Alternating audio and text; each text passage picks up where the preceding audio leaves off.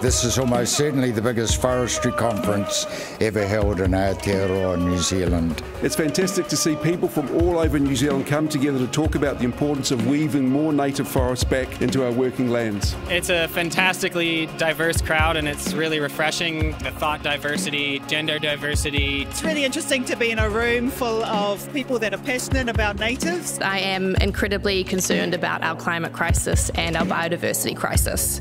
And both of those things are entirely unacceptable to leave behind for future generations and our unborn generations. The main purpose of forests is to cover the whenua, the earth, to grow the soil and keep it in place, and to hold the water we need to survive. New Zealand's forests are just so special for a number of reasons. They are moist, temperate forests, and moist, temperate forests are the most carbon-rich forests on our planet. You have more potential per hectare to draw down carbon and store it permanently than most other places on Earth.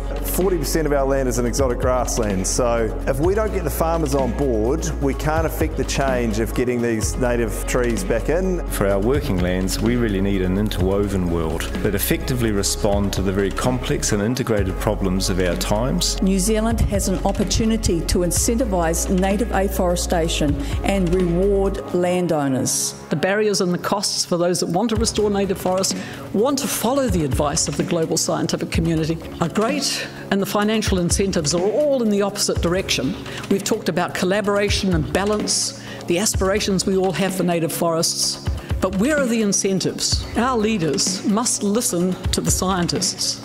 They have to listen. The carbon sequestration potential of native forests on Māori land can be valued higher in a voluntary market at prices higher than the ETS if we choose to value them that way. We want the choice to sustainably develop our land, but we don't have the option because we can't get finance. If you want your politicians to take decisive action, they want a strong voice, they want a strong wind behind them in their sails. The greatest levers for change are, firstly, changing mindsets, and second, shifting power.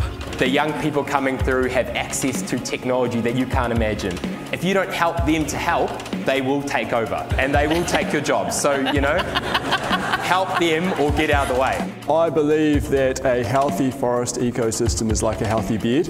It has lots of food in it. I just love our bush. I'm a filthy bushman, I'm a trapper. Browsers, deer and goats are eating our forests. In some places we're on the brink of forest collapse. For trees to support biodiversity and to store carbon, they actually need to have leaves. Go out and kill a possum and you'll be doing the world a favour. We are walking into a space where we know that our futures are determined by your actions here and now. We need you to be really examining what you're doing and what you could be doing better and what you could be doing more of. What can we do to help nature do the job for us?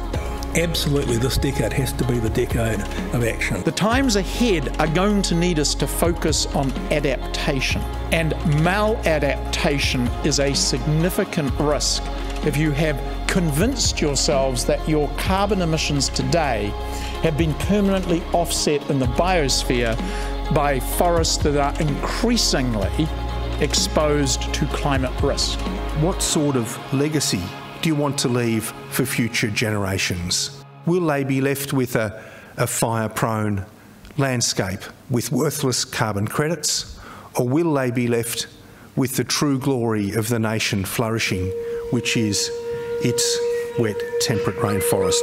What does an Aotearoa with a thriving native forest look like? It looks like a place where the ngahere is alive, it is protected, but it is not locked up.